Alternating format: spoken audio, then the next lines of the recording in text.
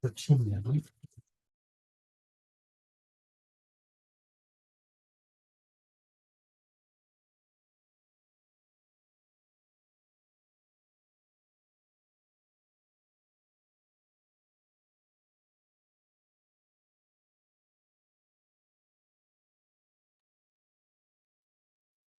Hey, Stacy. Jessica, how are you? Doing well. How are you? Doing great. You look like summer's doing good for you. Yep, I just got done with a water balloon fight outside and it's all good. What a sensory experience. Yeah, exactly. I love it. Well, it is 3:30 on the dot. So welcome everyone for our last session of our book study with Stacy Chambers. And Stacy, I remember to give you your screen sharing permissions Okay. the last day, and you can take it away. Thank you. Awesome. Well, thank you all so much.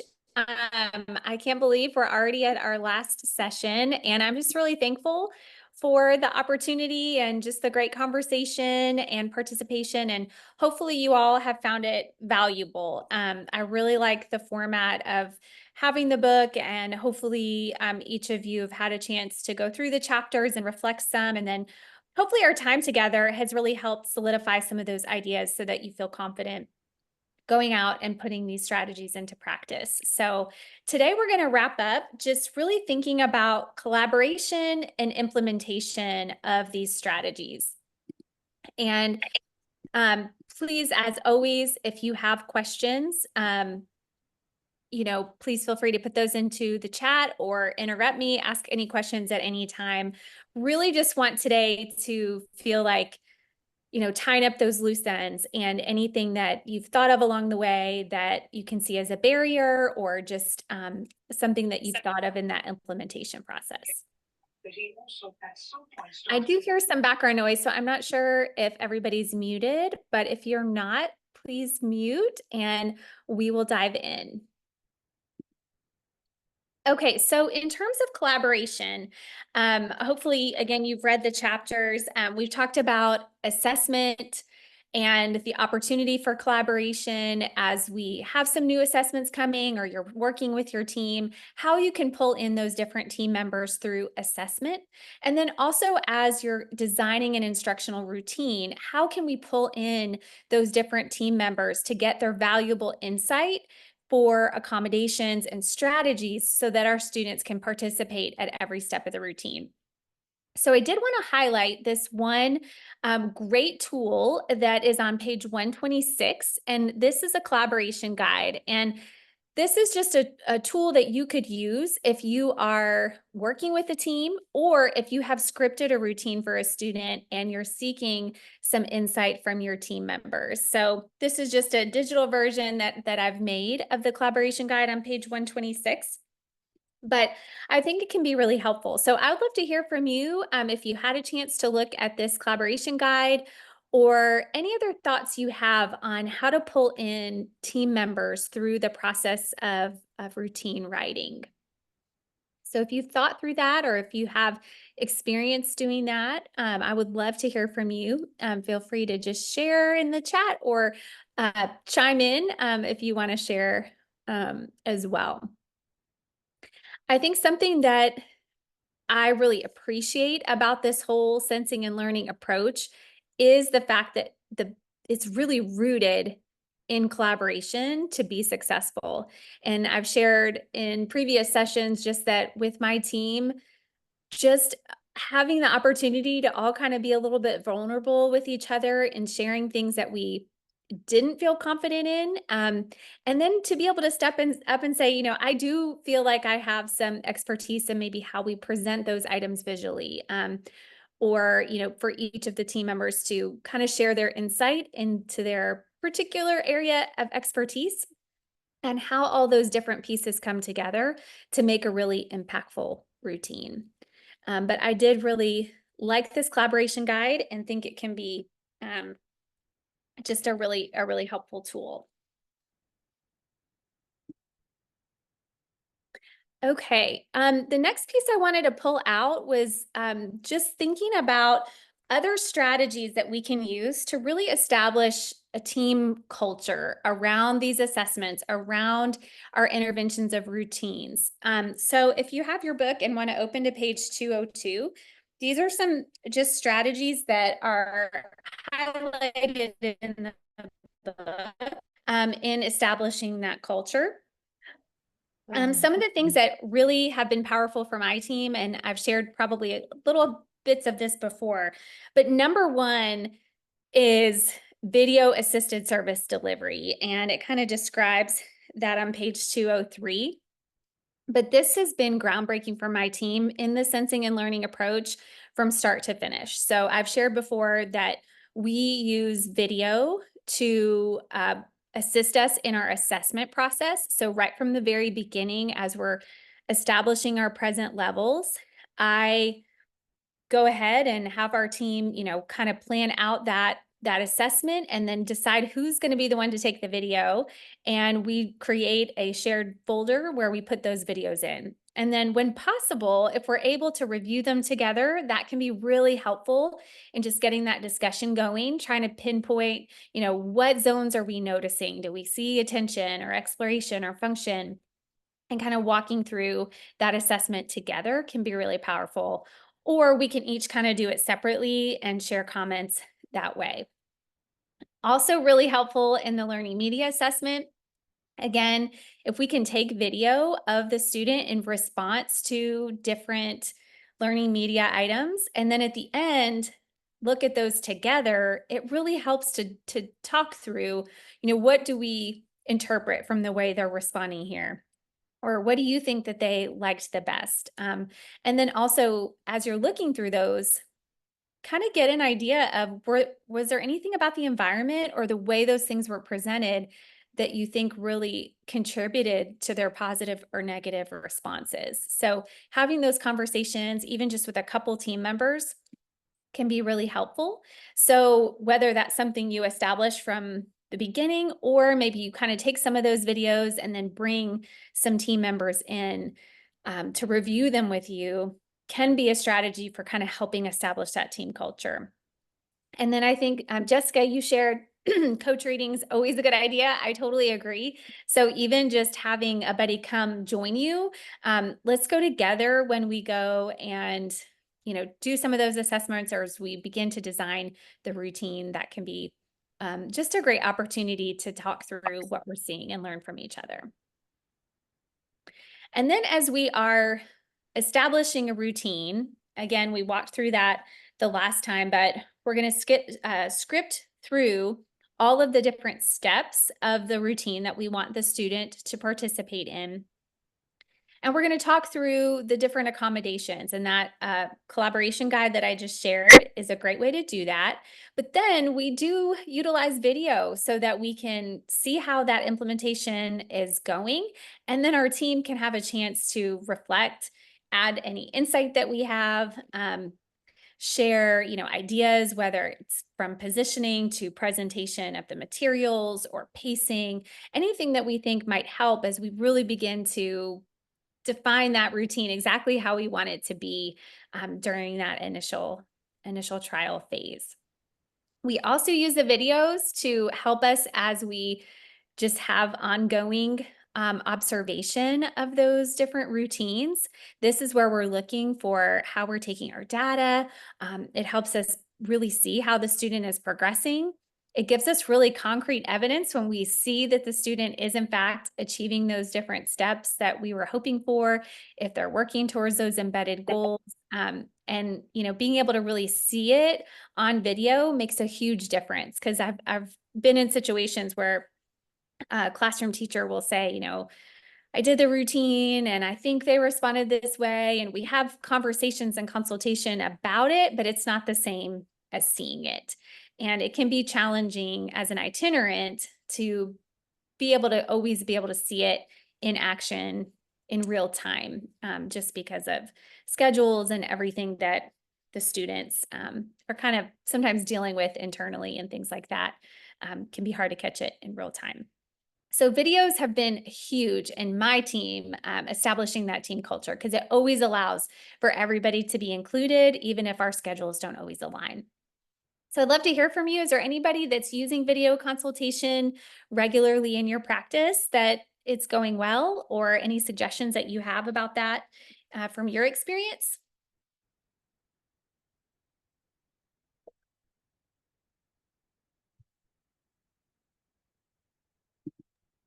Hey, Stacy. Yes. Um, as far as working with families, using video is a really powerful tool. And oftentimes, you can watch interactions between parents and caregivers and their children, and then reflect on maybe strategies that they're using and successes that they've had, and really have a really strengths-based conversation about what the parent is doing to help build confidence. I love that. And, especially during the assessment process, what a great idea to get some video of the student interacting at home in a situation where they're probably really comfortable, where you're really able to see, maybe some of their best engagement. Even if you were to ask the parents, maybe can you share some video of them interacting with some things that they really love as part of your learning media assessment? What a great opportunity to get um, just that insight from parents, bring them in as part of the team and use that video to really kind of see those actions. And then likewise, as you're doing routines and you're taking ongoing video, what a great opportunity to share those videos with parents as well, not just within the school team, because being able to show parents this is what we're looking for, and this is where they've achieved that specific skill or that specific goal that we're working on. We love using the videos. Like I said, we use them all the time, but we really love kind of compiling our highlights and sharing those at the annual IEP meeting as well, just as kind of a to be able to show achieving those goals or how the progress has turned out. So I think that that can just be a really powerful tool all around. But I'm glad, Jessica, thank you for bringing in the parents as well, because they're such a big part of the team. I just also wanted to share a form that my team has used with the video consultation. So as our team, really works through these videos, just to kind of share our process as we implement a routine and get it going, our ongoing model of support is a collaborative consultation model. So, and we do that often through viewing these videos and providing the feedback, because we find that that's really powerful for us to actually, like I said before, see it in real time on the video, and then be able to share something specific that we think can help the student participate even better or make that routine more powerful. So we created a Google form where we provide our consult and share with the teacher, and all of that shared in a shared Google folder so that we can see the responses from all the team members as well. But we find this to be a really helpful way to kind of document those observations and feedback. So this is just an example of what my team created. It has our team member name and the date that we watched the video, the routine that we observed, and then specifically feedback about the positioning of the learner or the material. So this is, where we could share, you may want to move that object calendar box a little bit more towards their peripheral or anything like that. And positioning, I know our OTs and PTs tend to notice things like if their feet need to be supported a little bit more, or have their chair just in a different angle or anything like that. So this is just something that helps us as we're viewing those videos to be able to be really concrete with our recommendations. And then we also just in general make some comments about the participation level of the student. So obviously we have goals in mind for how we want the student to be participating based on their zone of proximal development and the goals we're working on.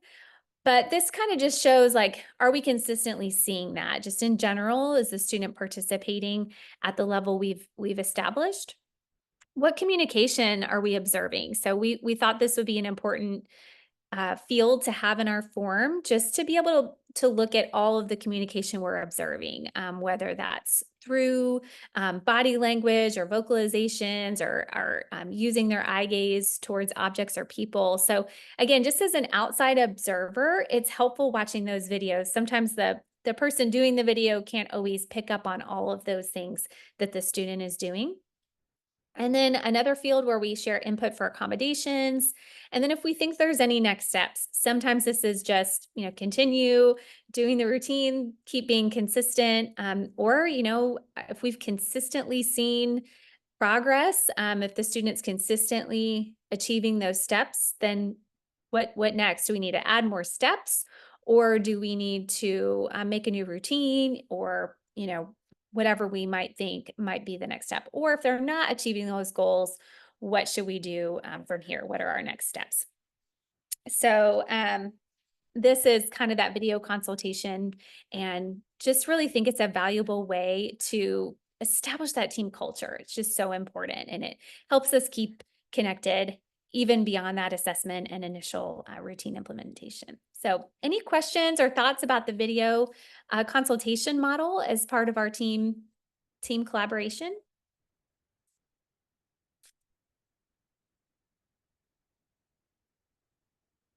Okay, I think I mentioned it before as well, but another area that we've, really helped us with our team collaboration was just having a place where we keep all of our files for those students, and just having a Google folder where we keep everything. These videos go there, our assessment forms go there, our routine documents go there, our data collection is all there. So it really helps everybody feel included. It's helps to also, as students transition to new teachers or new related service providers, it's a way for a team to look back and be able to see, okay, this is the assessment, these are routines we've tried, and here's some videos where I can actually see it happening in real time.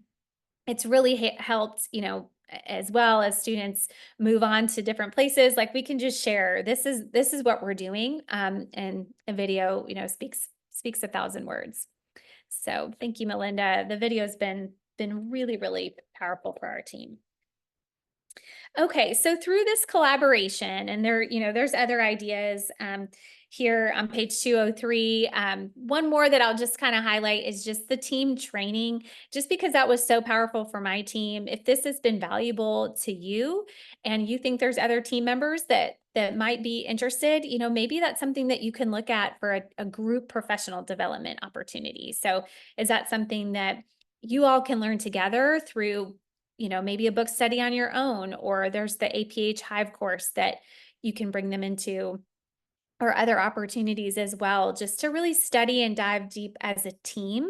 And that way everybody's getting the information and really taking time to learn it at the same time, not just kind of learning from you as you share, which is also effective. But sometimes if everybody's learning together, it just creates an opportunity to try things and have those discussions and shared vocabulary and shared ideas. So those are things that have helped me, but the collaboration is just such a huge part of the process.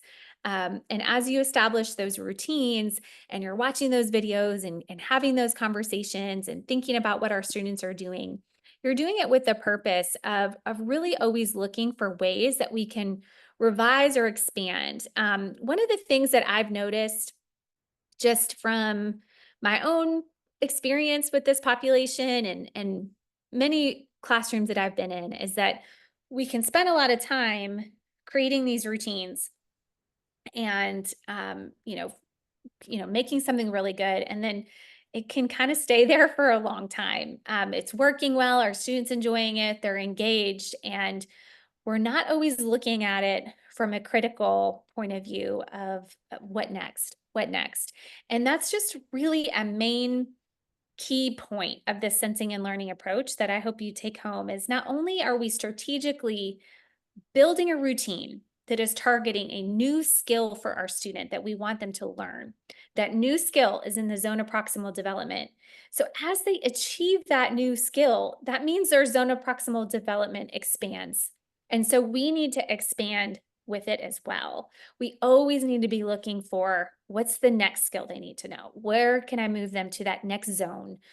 We really want to make sure that we're always pushing forward, moving that needle, and getting our student for new skills. And that's a whole goal. So as we're implementing these routines, we always are looking for what now? Is our student learning? If not, what do we do? If so, how do we move on? So I really love on page 93 and 94. I think this is a really, really helpful section because it really gives, in particular, page 94, it kind of helps guide the team on what happens if the student is not making the progress that we need. So we're watching this routine. We've been doing it for weeks and weeks and very consistent. Um, we're not seeing a lot of progress. What do we do? So I love that this gives you some ideas to ask yourself as you work with the team. And again, this would be a great opportunity as we establish that team collaboration. Pull this out, look at these questions and kind of analyze the routine together. Are we going through the steps as written? So are we somehow off on the way the routine's being implemented? Another one is the learning media items still motivating? So if they're not engaging, maybe we're not on the right track anymore. Maybe they've changed their preferences. So we want to make sure that's important.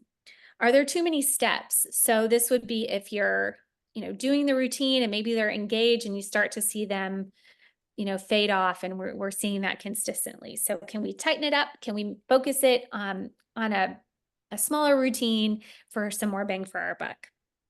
Are they in the right sequence? Are the accommodations working? So really some good questions for those team collaborations. And then are there any accommodations needed? So these are just things, again, as you're doing your routines, you're feeling like you should be making more progress than you should. And these are some questions that can help guide you. Then hopefully the situation is more towards that expansion. So hopefully it's the opposite problem. You're watching these routines and you're just blown away because the student is making so much progress. You're seeing them start to do steps that you were hoping for. And sometimes it happens, quicker than you might even expect. And so what does this mean for us now? And so this just kind of gives you some ideas for what to do as your student is achieving those steps. So you can add steps. So, I think when we watched Freddie's hair routine last time, you saw that he was participating and doing pretty good. So we added a step into that routine, and that was using the hair dryer. So we really kept the meat there. We knew he was motivated. We knew he was engaged. He was making gains every time, but we knew we could teach him a new object, a new function. And so we added a step. So that's an option that you can do. And then you can also expand to new routines. So if we have one that's going pretty well and that's going, pretty consistent and you're seeing progress, then I think it could be an opportunity to build another routine in that student's day. So come back to the drawing board, come back to that learning media assessment. What are some other things that they really enjoyed and how can we replicate what's working so well with another routine? So hopefully through that student's day, you're expanding to multiple routines where they're really engaged and working on new skills. Another way that you can expand the student's progress is if they're doing really well with that teaching partner in that routine, it might be time that we can role release that routine to another caregiver in the classroom, whether it's a paraprofessional or a peer, or even a related service professional, and maybe it's done on a little bit less often. And so those are just opportunities to help generalize their participation with that routine and free up some time for that teaching partner to teach them something new. So those are just ways. And again, we're always looking at where is our student? What are they learning? What do they need from us now? And these questions here on page 93, 94 can help guide you. And you can also go to that scope and sequence. And that's going to show you the skills, kind of in order through those zones. And again, you can kind of refer back there and see, do we need to build in some more of these skills? Are there ways that we can pull that into the routine? So any questions here at this point about the team collaboration, um, expanding, why we come here and are always looking at this routine? Have you experienced it in your work with routines? I'd love to hear from you.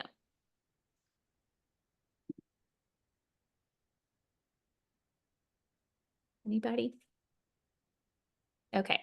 Y'all are going to need to remind me. I can't remember if I showed you, I think I showed you Adam's routine, his initial play routine. I'm hoping I did. Did I show that to you guys last time? Do you remember Adam?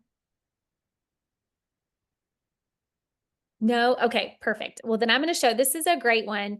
I'm going to show you the beginning of Adam and where we started with him and show you an example of how we saw his progress and then expanded that routine. So again, hopefully we're pulling together all the pieces here, and I'll kind of share as we go some of the ways our team collaborated in the process. So we'll start here with Adam Ms. with his Martha and baseline. Adam sit facing each other on the floor, playing a familiar activity. Ms. Martha is holding up a paint roller. Ms. Martha waits for Adam to look at it. When he touches the roller, she rolls it on his chest and hands using light pressure. Adam smiles at Ms. Martha, and in reaction to the roller, he touches the roller periodically with his hands. This interaction with objects is typical for Adam.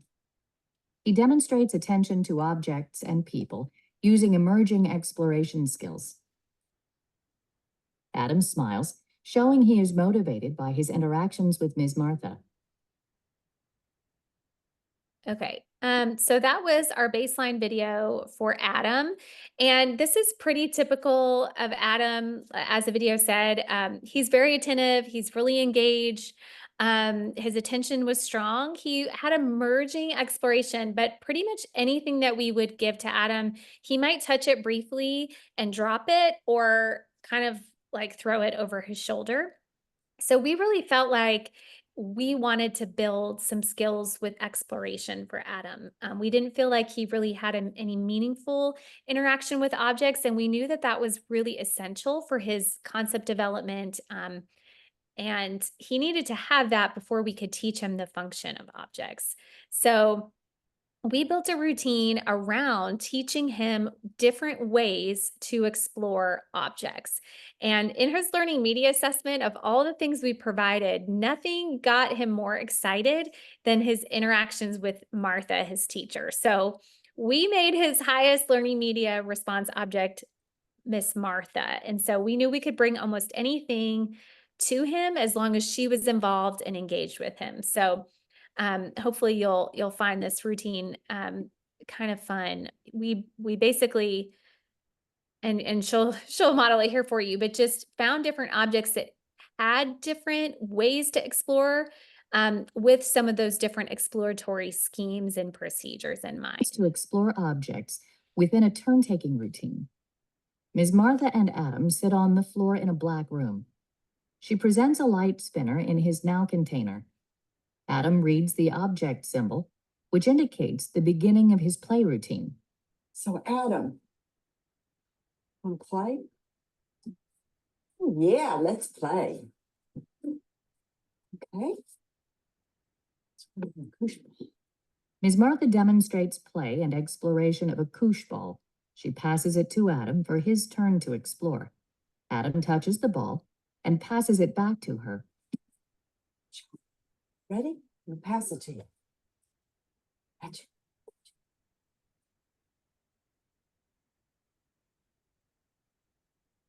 Roll it back to me. Good job. You're throwing good. Ms. Martha hopes to expand Adam's modes for exploration in this routine by visually modeling ways to explore a variety of unique objects.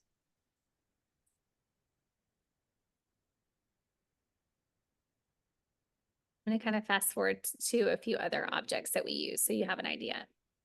On the fingers. Okay. Are you finished with it? We'll keep going.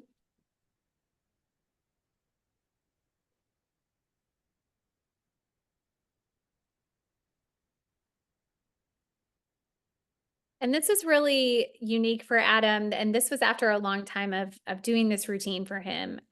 Just for him to really imitate those actions that Martha's modeling for him was really big. And I think what made the difference here was just that we used the same objects every single time and modeled them in a very similar way. So I think that really made a big difference. I'm going to show a couple other objects that we used. We had these flip-flops, particularly because they fit on his hands, and we wanted to teach him that Ms. Martha clapping helps motion. Adam position his hands on the flip-flops, which makes Adam smile. Hey. Yeah, them here. Your finger in there. Hold on. Let's put this hand in. Adam imitates Ms. Martha's hand clapping with the flip-flops That one was really fun.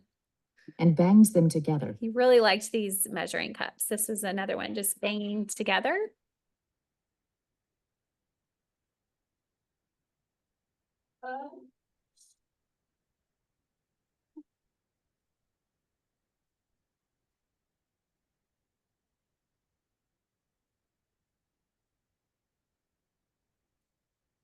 Ms. Martha uses measuring spoons to continue modeling how to bang.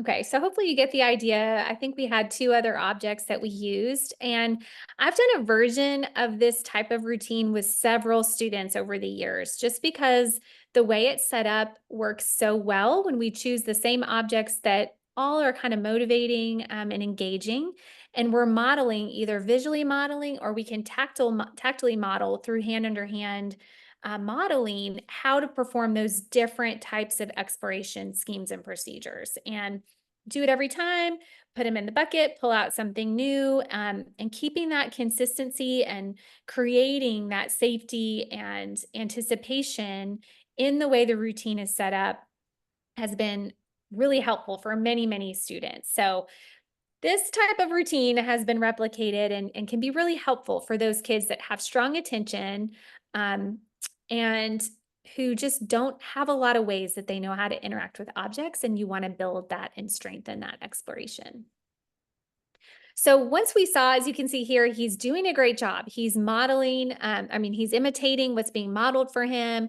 He's engaging with the objects. So as a team, we came together and said, okay, we see that we're doing great. I don't think we need to keep on doing this without a plan for what is next. And so we actually decided to keep this routine, and then we added a whole nother routine.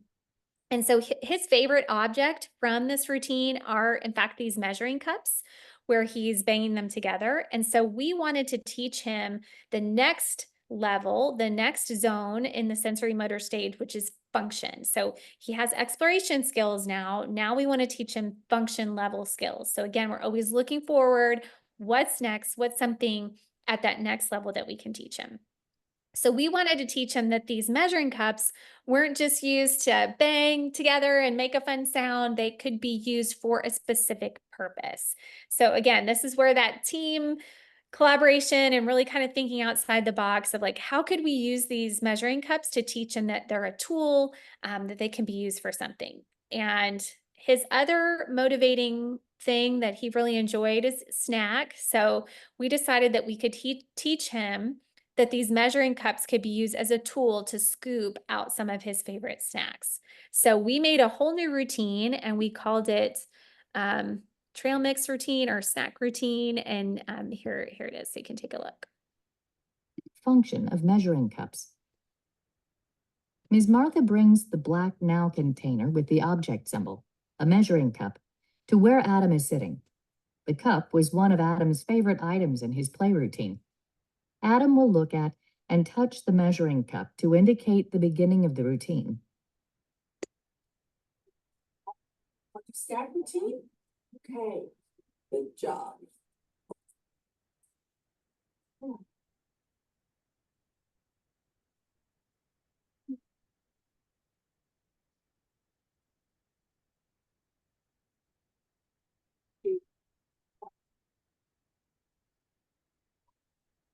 Ms. Martha provides Adam with assistance to stand and she supports him while he walks to the snack routine area. She hopes that he will begin to demonstrate anticipation of the routine by initiating standing once he reads the object symbol.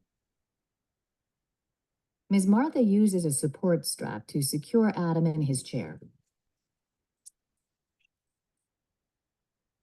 He begins to reach for items on the table as she scoots him closer to it.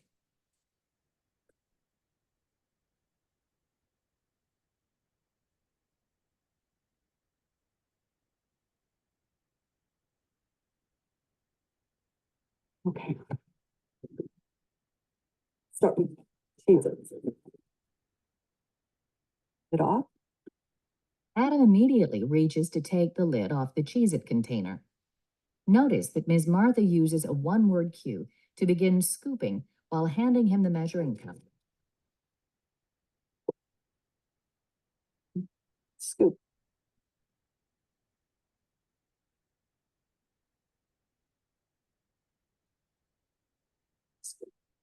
Adam demonstrates engagement by looking at the snack, grasping the measuring cup, and initiating the motor movements. He needs support to execute the actions. 4. Pull Ms. Martha puts away the Cheez-It snack. Now pretzels. It off? Ms. Martha limits what she says during the routine to isolate the keywords and limit distractions for Adam. Scoop. She gives Adam elbow support while he holds the measuring cup. She waits for him to initiate the actions and then helps him to execute them as needed. Scoop. Do you not want pretzels today?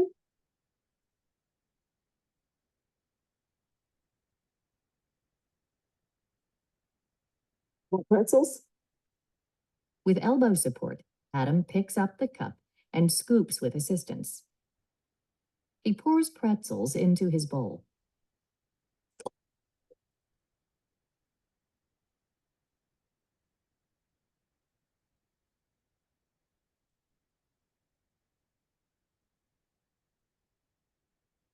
Good job. Oh, you got one. Adam snatches a pretzel and eats it. Ms. Martha puts away the pretzels. Swank goldfish. It off? Adam repeats the steps to add goldfish to his bowl. He orients the measuring cup correctly for the motor actions. This demonstrates understanding of function.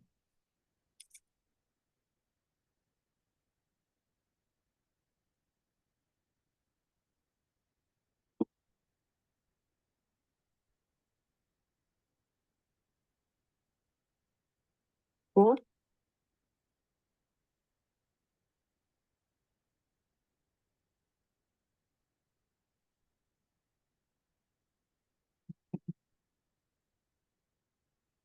Scoop. Let's get some put on your plate.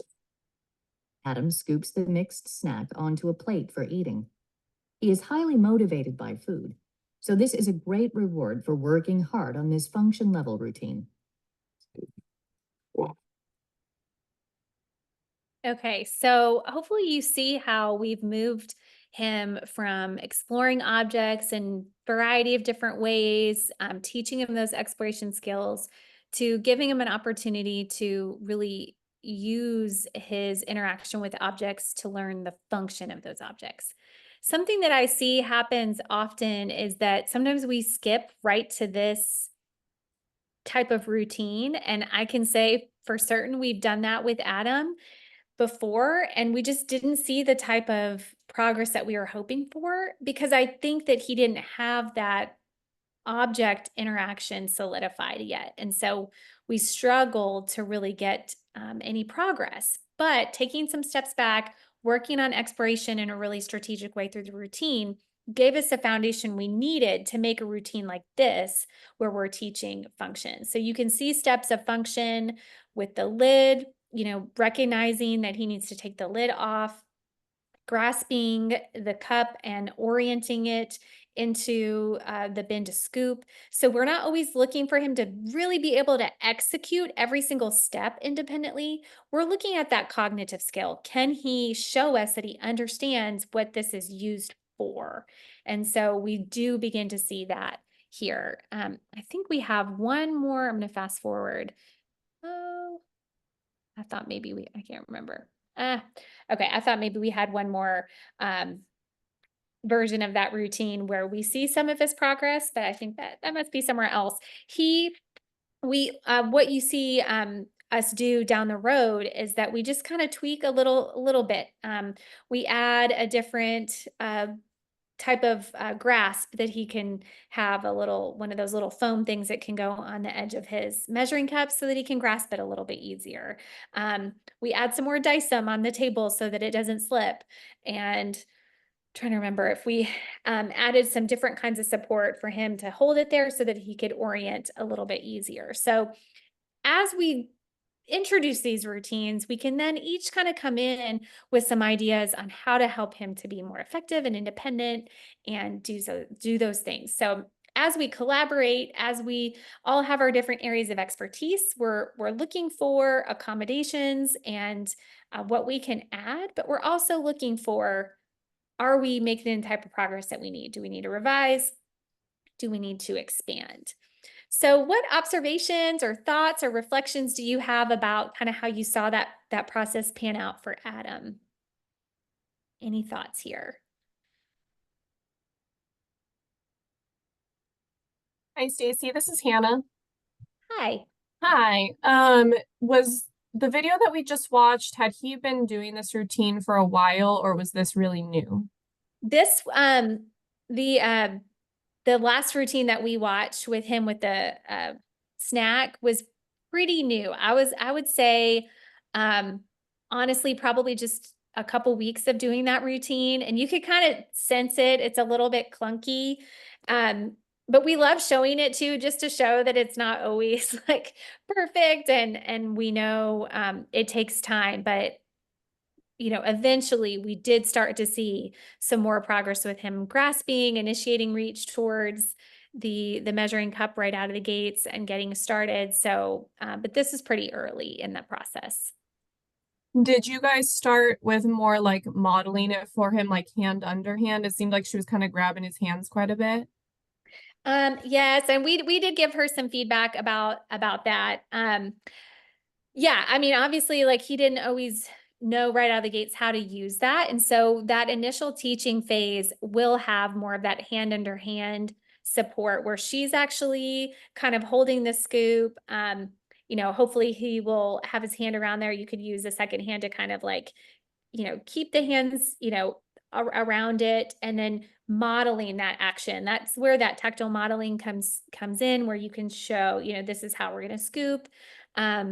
And really kind of model what he's supposed to do there. He has pretty good use of his vision too. So he's also doing some visual observations of those steps at the same time. Okay, cool. Thanks. Yeah, you're welcome. Great questions. And, you can see, and I think this happens with a lot of routines that we do. I mean, obviously he didn't need all those different snacks on his plate. Like we just made it that way so that he would have lots and lots of repetition with the scooping. So, normally his snack probably just would have been, goldfish, and that would have been it. But we thought, okay, how can we build in lots and lots of repetition of the scooping just in one routine? So that's why we had the multiple snacks, have him scoop from his, the mixing bowl onto his plate. So we tried to build that in there too. So sometimes we make the routines kind of work for us on what we were wanting to achieve. And in this case, it was, teaching that motor skill that was the function of the objects. Any other questions about Adam? Something that, since this experience and working with other students, I do kind of like to think about like what is the expansion, like what could be the expansion of that skill. So if you're making a routine like his exploration routine, as you're considering the types of objects that you're using, of course, you want them all to be motivating, but if there are any objects that also have a function, that's helpful because like, okay, we could expand once we have good exploration of this objects, we could take it to the next level and teach a function of objects. There's so many things that we have, around in the classroom, a lot of those cause and effect toys and things like that that don't really have a function. They're just kind of for exploration. So to help us make that delineation between the cognitive skills, it's really good to have in mind, like, are there some of these objects that can actually be used for something? That's just from some experience. It helps as you continue to see your students make progress and want to be able to take it to the next level. Catherine's saying it's tempting to skip through exploration. I can see he needs experience with the objects, when to make it meaningful and purposeful. It must be a judgment call. Absolutely. And that's where as a team you can sit and say, at what point do we feel like we want to consider these different steps mastered? When we're working on exploration, when do we feel like we can say we feel comfortable with the fact that he can demonstrate these different exploration skills? So again, kind of talking with the team about that mastery criteria, what you feel like is reasonable for your student, how consistent do you feel like you want to see those skills be initiated before you're ready to move on, and just having those discussions.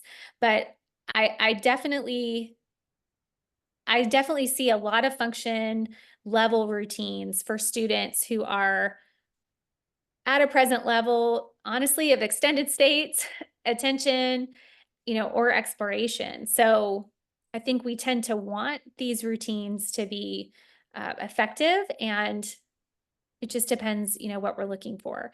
You could have a routine that looks like this as long as you're really looking for exploration level skills, which might be, like, what sounds can we make with the snacks, or are we exploring the objects in between the different things? But it's all about what we expect the student to do cognitively based on where they're currently at.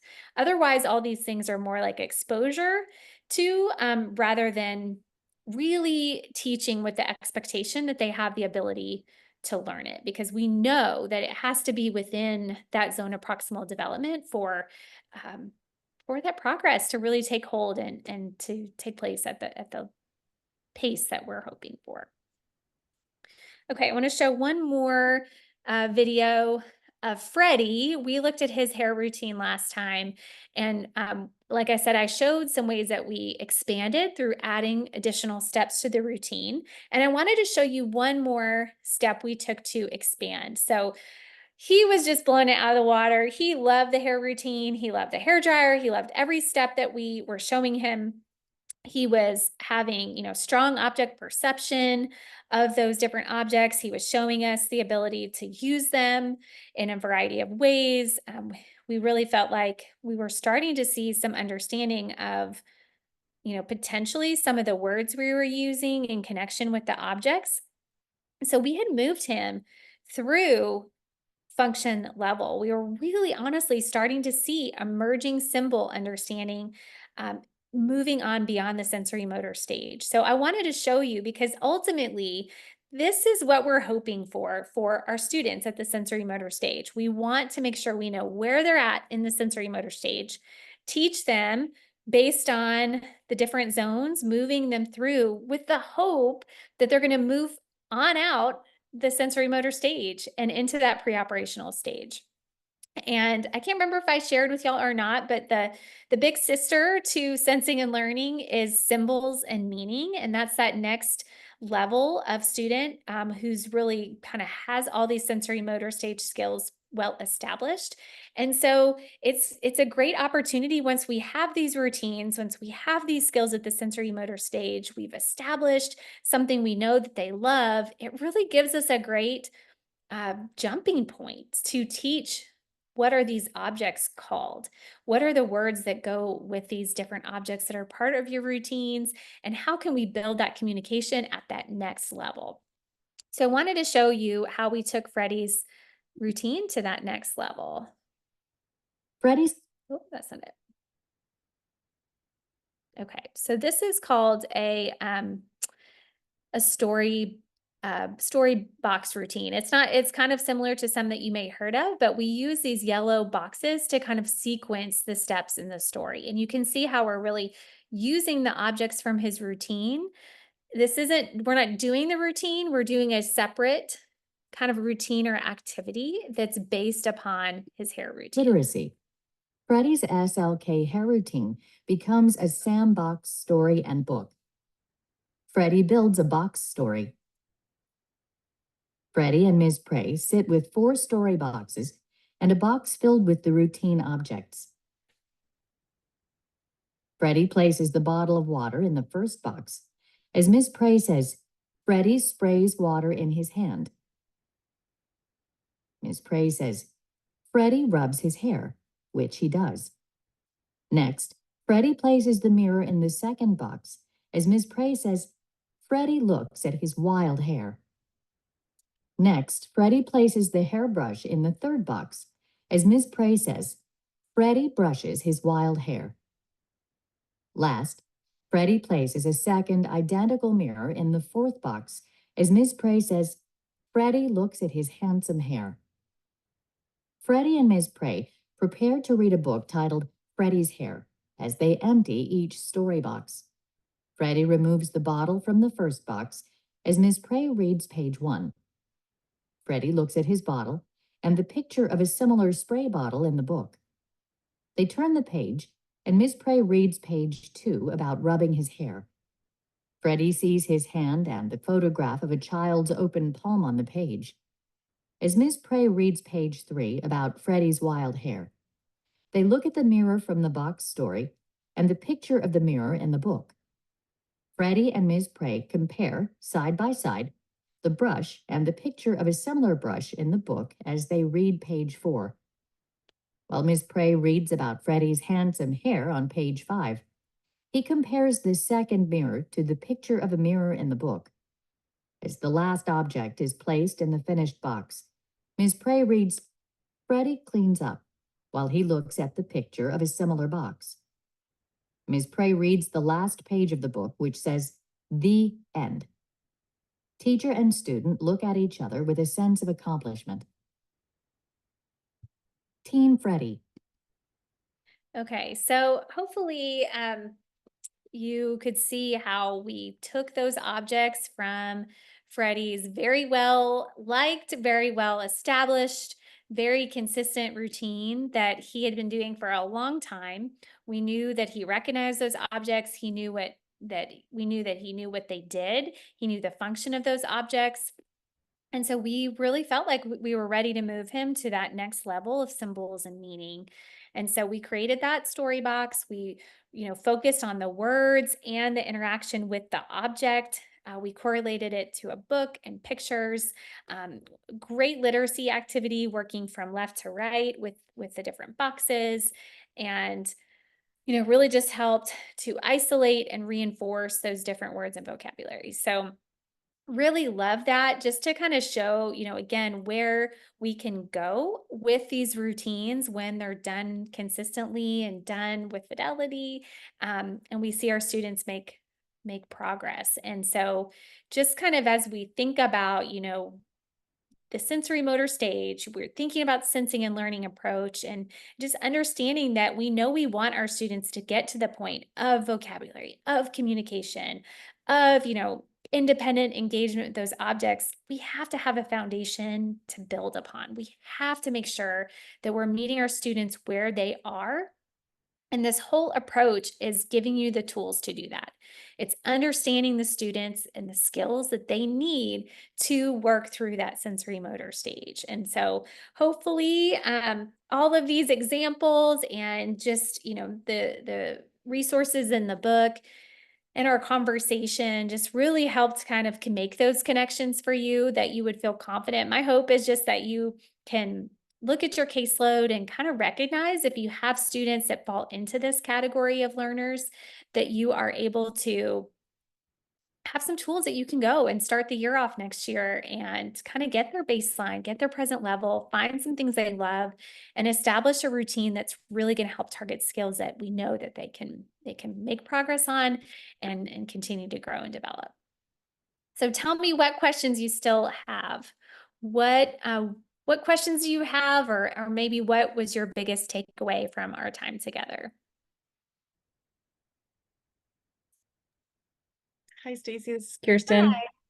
I don't know if my question is well formed, but I'm going to give it a go. My question is, so you have a student, I forget his name, the kid before Adam.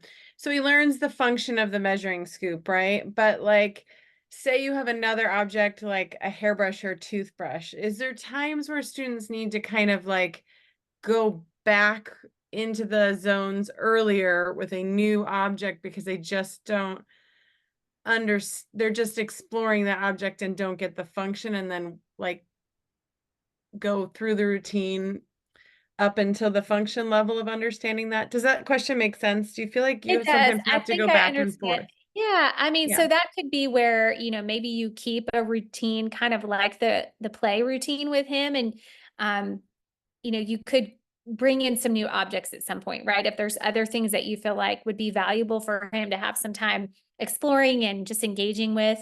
But what we hope is that really we're establishing not only the motor skills to explore, but also kind of the cognitive skill of understanding, hey, I have tools and strategies that I can use, and that we start to see those generalize with any objects they're provided. So Adam actually is a funny example because he really didn't explore much of anything. And so until we did this routine where he was playing with those things, and he often would get in one of those Hopsa dresses. I don't know if y'all have those in your classrooms, and he would kind of move and bounce around the classroom. And at one point, the teacher found him over at her desk, like playing with a stapler, and she about lost it because he never would do anything like that before. So we did start to see just that exploration kind of naturally take hold and him really generalize it to other objects. But it does, the hope there too would be that you would, see that expiration, and then you could recognize, okay, we want to teach him now the function of a toothbrush. So let's create a routine that's about how to use this toothbrush, or whatever the object is that you want to teach him the function of. And since he already has some of those exploration skills, we can already jump ahead to another function. So you don't always have to go back. You can, if you're just seeing, maybe a lack of motivation with the object itself. But I think about it like kind of like video game levels, like kind of once you've unlocked a zone, like hopefully you're there and you're just able to keep building and using the skills you've established. Great question.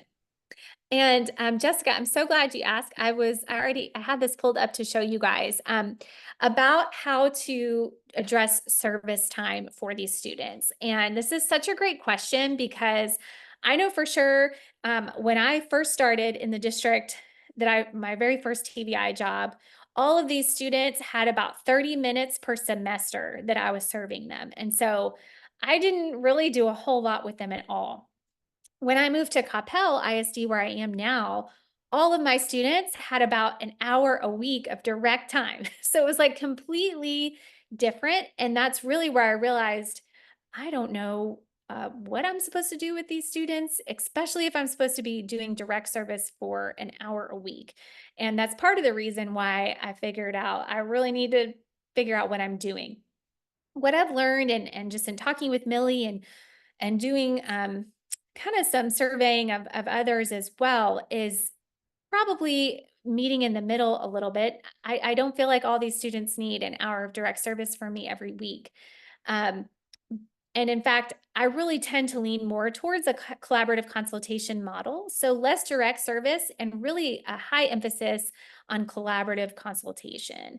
And I think there's a section on that in chapter 11 on the team collaboration section. It describes collaborative consultation. And mainly the idea behind that is that I'm not just calling to talk about the student. I'm not sending an email to check in, but I am really observing the student doing these routines. I'm providing my expertise. I'm potentially, modeling some of those tactile modeling strategies, hand under hand.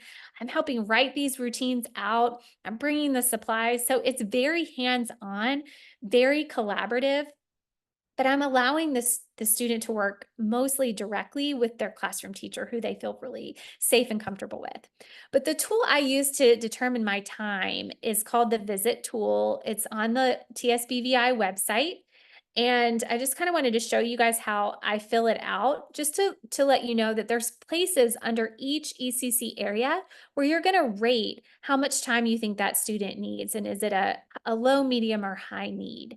So a lot of times the first section is really geared towards more of a general education student, but I find that there's pieces under each section that really correlate with these students. For example, under compensatory skills, you see calendar schedule systems. That's heavily built into my work with each and every routine. Communication mode, so working really closely with how we're allowing our students the opportunity to communicate within the routines. So I mark 7 for many of these sections where I see the correlation. So concept development is a really big one for these students, as you saw with Adam and Freddie. Social interactions, that body language, facial expressions, and interaction. So I find those sections. I'm just going to scroll down. I know it's a lot to read, so I'm going to scroll all the way down to the bottom. Again, I'm not recommending on this student any direct time. That's usually I focus mainly on consultation, and my minutes usually come out ranging from about 40 to 55 minute on the rubric, which then correlates usually to about 20 to 30 minutes per week for that student. So I usually recommend 20 minutes, 30 minutes per week, or 8 times in 9 weeks or somewhere along there of collaborative consult minutes. And I use this visit tool to show where our priority areas. And all of those ECC areas that I just mentioned, they really are in almost every routine that I'm writing for a student, from those concept development, social skills, compensatory skills using those calendar systems, rec and leisure. We know we're building these things around something our student loves. So it's all built in there. And for my opinion, done really well in a collaborative consultation model. Thank you for sharing the link. That's awesome. And thank you for reminding me, Jessica. I had planned to share that. Any other questions? No? Stacy, so this is Pam. Thanks so much for doing this for us. And I don't know. For me, it's just led to so many more. Like, how much more can we get Stacy to come back and do this stuff? So that's what I'm thinking. But I'm really grateful for your time that you've invested in us. So thank you. And I'm going to say the opening and closing codes because I keep getting emails if they're in the chat, people don't get them. And I also have to thank Jessica for coming up with the opening and closing codes. So today it's opening close is continuing and closing conversations. So I'm hoping that that is going to be our life with Stacy Chambers.